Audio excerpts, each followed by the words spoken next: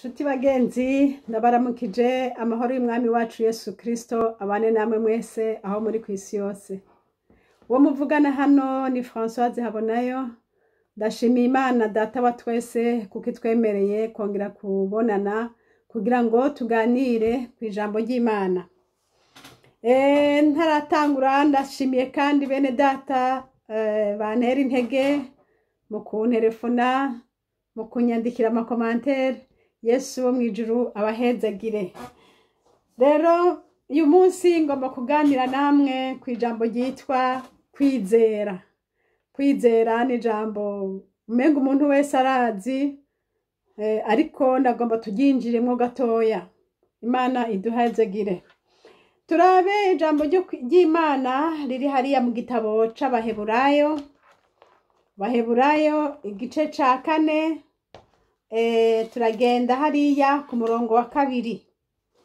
Haravuga ngo kuko natwe twabwiwe ubutumwa bwiza nkabo, ariko ijambo bumvise ntiryabagiriye ikimazi, kuko ritavanzwe n'ukwizera mu mitima y'abayumvise. Imana nishimwe. Ngo ijambo ngo kuko natwe twabwiwe ubutumwa bwiza nkabo. Nawe nshuti wabwiwe ubutumwa bwiza nk'uko abandi bose babubwiwe, ariko ngo ijambo bumvise ntiryabagiriye ikimazi kuko ritavanzwe mu mitima yabo n'ukwizera. Ariko wewe icatumye wizera nuko wabwiwe hanyuma ukabivanga n'ukwizera mu mutima wawe. Yesu nahabwa icubahiro.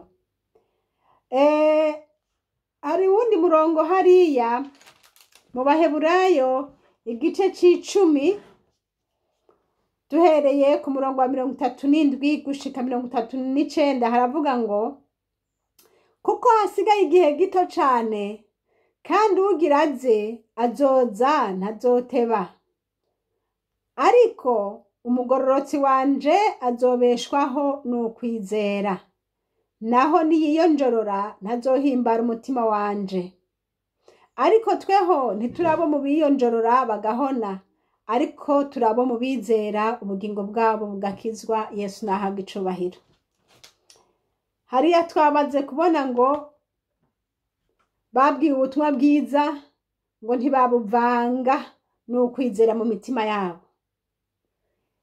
Aha naho tubonye ngo umugororotsi ngo azobeshwaho n'ukwizera, ngo naho niyonjorora ntazohimbara umutima w'Imana. Yesu nadufashe. Ukwizera rero twovuga tuti ni ijambo rikomeye, jambo nkenegwa ku muntu wese ariko araja mw'ijuru.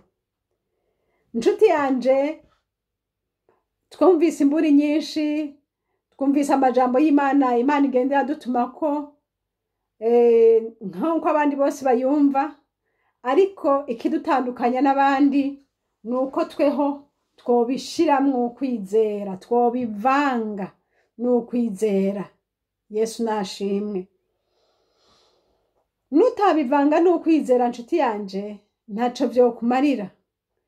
Hoza umuntu akakubwira ngo nyamara ngo numvise bavuga yuko ejo hazoza abantu kubatera ngaho, ngo none rero nimunyaruke muhunge. Hanyuma ukavyumva mugabo ntihagire ico bikoze, uti barabesha. Hanyuma abavyumvise bagahunga, babasuma bakaza canke babagize nababo bakaza, mbega ntibagusangaho ntibakugira nabi. Ngomba kuvuga iki? Ngomba kuvuga imburi bifatanije n'ukwizera. Nkiraha nyene kwizera rero dusabwa kwizera Imana canke tugasabwa kwizera amajambo y'Imana. Ntiwopfa kwizera ivyo wumvise vyose, araho naho wozimira. Yesu adutabare. Rero nshuti zanje, hariho irindi jambo nagomba dusangire riri hariya mu gitabo co Kuvayo.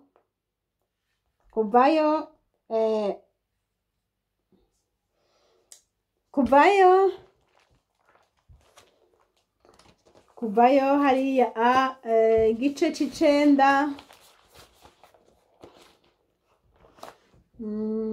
ku murongo wa kuvayo igice c'icenda turasoma hariya ku murongo w'19 haravuga ngo enda none tuma gucura inka zawe n'ibitungwa n'ibyo ufise ku gahinga kuko urubura ruzonyukura umuntu wese canke igitunzwe cose kizosangwa ku gahinga bitugamye bizopfa. Ubwo butumwa ababwumviye baciye banyaruka gukura ibitungwa vyabo ku gahinga baravyugamisha. Ku murongo wa 221 haravuga ngo nuko uwutumviye ijambo ry'Uhoraho wo mu basavyi ba Farawo ahungishi nuko uwutinye ijambo ry'Uhoraho mu basavyi ba Farawo ahungishiriza abantu biwe n'ibyo atunze mu mazu, ariko utemeye ijambo ry'Uhoraho arekera abantu biwe n'ibyo atunze ku gahinga. Imana idufashe. Inshuti bagenzi, iyi nkuru murayizi, ni nkuru Mose yagiye kubwira Farawo ati nyamara Imana irantumye ngo ejo nk'aya mango ngo uzogende ngo ubwire mu gihugu cose bakura ibitungwa ku musozi, ngo ikintu cose kizosangwa kiri ku musozi, ngo yaba abantu canke ibitungwa canke ngo hazogwa imvura ikomeye cane, ngo hazogwa n'imituragaro, hazogwa ibintu bikomeye. Hanyuma rero niho yacaza ngo arababwira ngo abavyumvise baca barumvira imburi, ngo ariko batavyumvise navyo ngo imvura yaciye basanga ku musozi, hanyuma ivyo byose bica binyikira ku musozi. Bisobanurwa ngo iki? Bisobanurwa ngo hariho imburi hakabaho no kumvira. Igihe rero umuntu aburiwe hanyuma ntiyumvire, igihano kimushikako. Ariko igihe aburiwe akumvira bizana gukira. Inshuti yanje, hano ndiko ndakwibutsa yuko wumvise vyinshi, ariko ukwiye kubivanga no kwizera kugira ngo bikunde bikugirire ikimazi. Yesu nashimwe.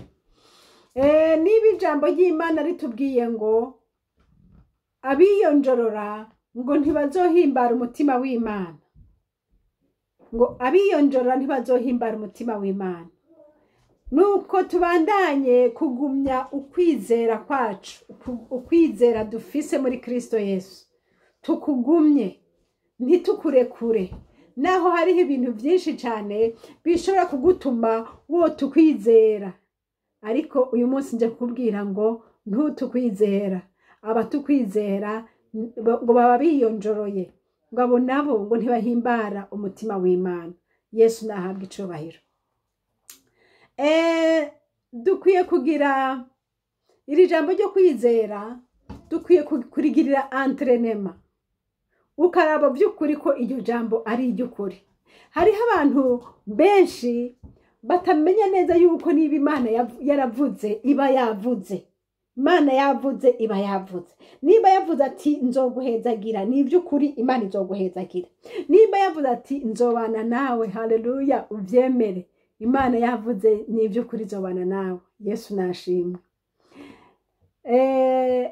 Hari igihe kimwe nigeze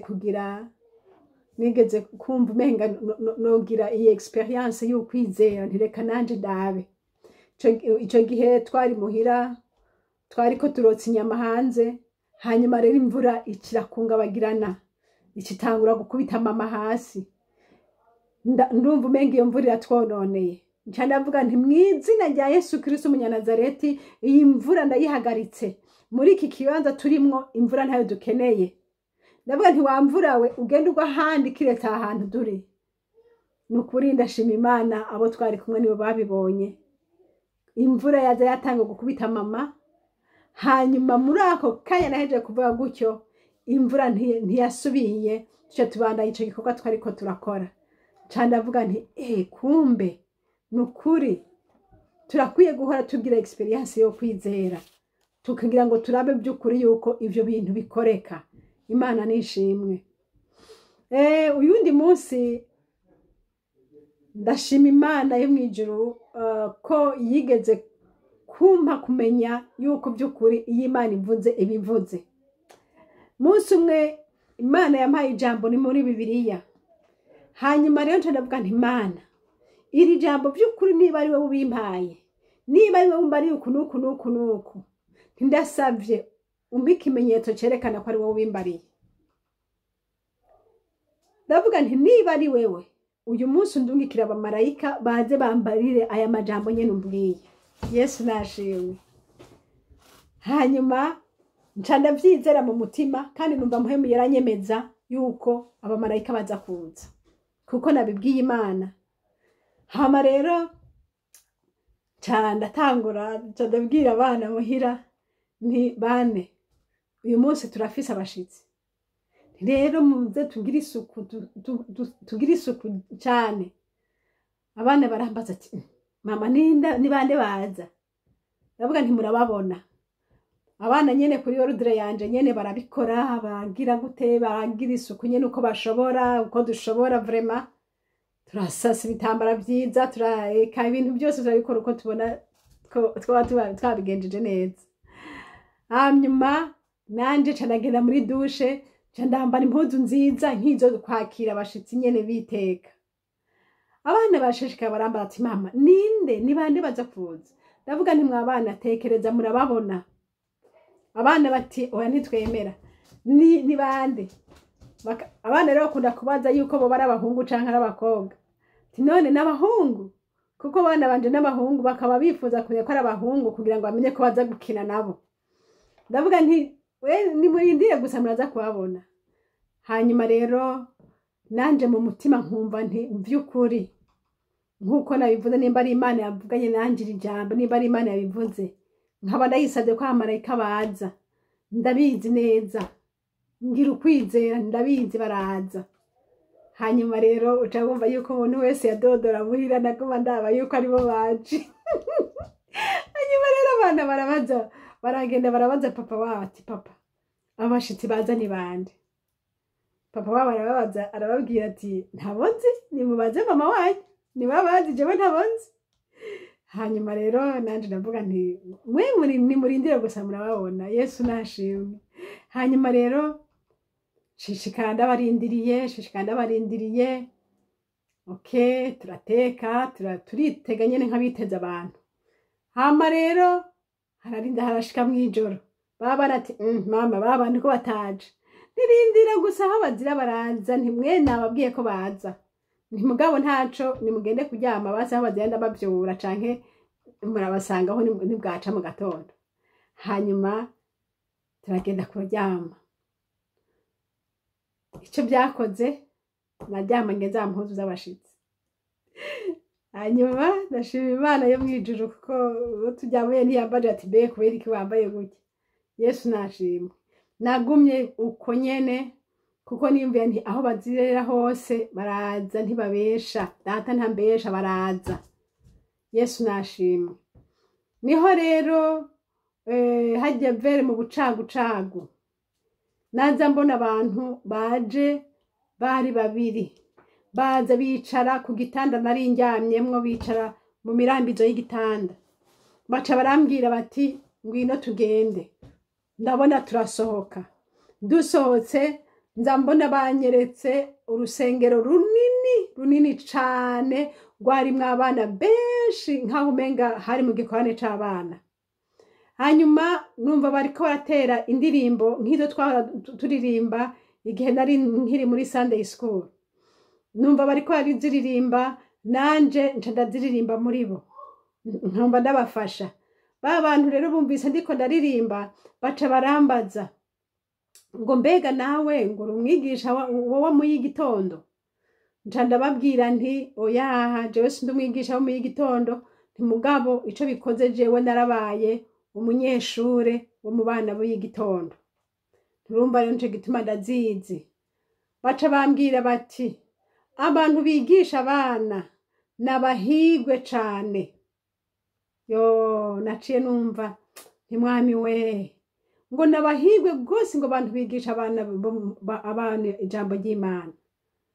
rero ngeze aha bene data ndagomba kwibutsa mwese abigisha b'abana aho muri hose mumenye ngo igikorwa canyu ni igikorwa ciza cane. Imana yo mw'ijuru ibahezagire kandi batera intege mubandanye muri ico gikorwa.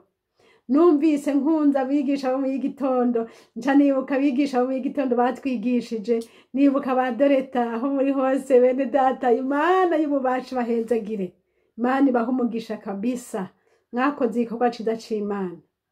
Hanyuma nca ndibuka kandi ingene bahora batwigisha amajambo y'Imana. Ivyinshi mu byo batwigishije nivyo vyashishikaye kuguma mu mitima yacu, twagiye tuvyubakirako. Imana nihabwa icubahiro. Hama rero abo bamarayika baheje kumbarira ngo yuko ari abahigwe abigisha bo mu bana, baheje kumbwira amajambo, baca barampindukirira nanje bansomera ya majambo nyene nababwira Imana yari yambwiye yo muri Bibiliya. Bayansomeye numva ndanezerewe, baca barambwira n'ayandi majambo bari batumwe n'Imana kuza kumbarira. Yesu nahabwa icubahiro. Imana y'ububasha nishimwe, Imana iravuga kandi bikaba. Nshuti nkunda uri kuranyumviriza, Imana yera iriho kandi irakora. No gushikiza isaha umwami aracari ku ngoma. Nuko ico narinje kukubwira, narinje gusa kukubarira nti uhagarare mu kwizera.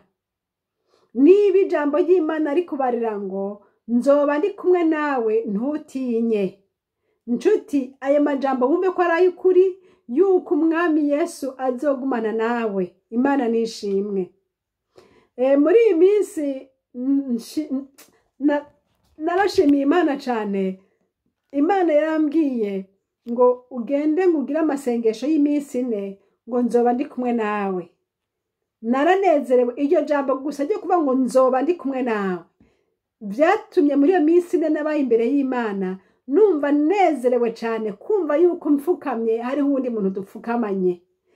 Uko bimeze kose numvise yuko ijambo ryose ndibivuge data ari kumwe nanje ariko araryumva. Ico ndiko ndavuga ni iki nshuti yanje? Ndiko ndavuga ku ijambo ryo kwizera. Kwizera ni iki? Kwizera tubirabe, ukwizera mbega ni iki? Mu Baheburayo igice c'11 ku murongo wa mbere haravuga ngo, oh haleluya, haravuga ngo ukwizera nukumenya gose ivyizigirwa, udakekeranye ngo ntibizoba, kandi ibitabonwa niko kubitumenyesha ko ari ivy'ukuri. Yesu nashimwe. Ukwizera kutumenyesha ivyo tutabonesha amaso, tukavyizera ko ari ivy'ukuri, tukemera ko ari ivy'ukuri. Iyi si ya none nayo ivuga ngo ntavyo kwizera ngaho, ngo ahubwo nyereka ingene kimwe guteranya kimwe ari 2, ngo nyereka ingene iki n'iki bihuye bizana iki n'iki. Ariko ijambo ry'Imana ritubwiye ngo ukwizera ngo niko kutumenyesha ivyo tutabona, ivyo tutabonesha amaso, tukavyemera ko ari ivy'ukuri. Umwami Yesu Kristo abahezagire. Nshuti zanje, iri jambo ry'Imana dusoma ni iryo kuri. Ukabona ahantu hakubwira ngo Yesu azoza, umenye ko ni ukuri Yesu azoza. Ukamenya ahantu hakwereka ngo ndi kumwe nawe, ucugira ivyizige yuko naho wowe uryamye mwigereza yuko Kristo Yesu ari ruhande yawe. Haleluya. Ntube mu batizera ngo bamwe bakunda kumva amajambo no kuyapinga. Yesu adufashe. Abagwaye ingwara yo kuyapinga, abagwaye ingwara yo gupinga, n'umudayimoni akora gutyo. Hari abadayimoni bakora ikintu cyo gupinga. Naho umuntu yovuga ibisa gute bakama bafise ikindi kintu cyo kuba ngo yasivyo, canke bakaguteramo gukekeranya. Umwami Yesu adutabare. Kristo Yesu abahezagire bene data. Yari amajambo negomba ngo twibukanye yuko Imana yacu ivuga, yuko Imana yacu niyo kwizerwa. Yarasezeranye izobishitsa. Yesu umwami abahezagire. Yesu igihe yambwira ngo nshira abantu ngo amakarte d'invitation ngo ndababwire yuko ubukwe bwegereje, nabona umenga ni inzozi zisanzwe, ariko mu nyuma mbona ko atari inzozi zisanzwe, nca ndabivanga n'ukwizera menya ko ari Imana yangendeye, nca ntangura rero kubikora nk'aho ari Imana nyene yabivuze, kandi niyo nyene yari yabivuze. Ariko byari gushoboka nkabifata nk'inzozi zisanzwe nkavyihorera, ariko data ntiyakunze, yanyumvishije neza yuko nkwiye gufata ijambo ry'Imana nkaryizera, ivyo Imana yavuze nkavyizera. Nimba yavuze ati genda uzobwira abantu bo mw'isi yose ubabwire ko ngira nze, je nabona ko bidakunda, ariko vy'ukuri ndiko ndabona ko bikunda, kuko ntivyari vyoroshe. Umuntu yarari nkaho narindi, sinari kwibaza yuko uyu munsi ndaba ndiko ndavugana n'isi yose, ariko Imana yo mwijuru yaravuze ibifise n'inzira yavyo. Nuko rero namwe muba bizera, ntimuba bumva gusa bakabigumyaho, ariko muba bizera, niwumva imburi uyivange n'ukwizera kugira ngo ubone ibikorwa bizanwa n'iyo mburi. Aba bantu bumvise ati ejo hazobwa imvura, ibintu byose rero muvyinjize, abari ku misozi bose muzoba bare bibugame, inka ziri ku musozi muzozinjize, inkoko ziri hanze muzinjize, ikintu cyose nibara bari kuri shantiye baveyo binjiye mu mazu, kuko Imana yavuze ngo isaha nk'izi nyene ngo imituragaro, ibintu bizoba bikomeye cyane, imvura nyinshi izogwa, ngo biri mu muriro. Musomye ry'amajambo niko avuga ngo kandi ngo byaraje ngo binyukura abantu bose bari ku musozi barapfa, ngo n'inka zari ku musozi zose zirapfa, kuko Imana yavuze bayavuze. Data adufashe tugire ukwizera, jambo ry'Imana turifate ko ari ukuri. Inshuti zanje, ndabifuriza ngo kwizera Imana kube muri mwebwe. Nimba ijambo ry'Imana hari ico yavuze, urifate nka nkama. Jambo ry'Imana yavuze ngo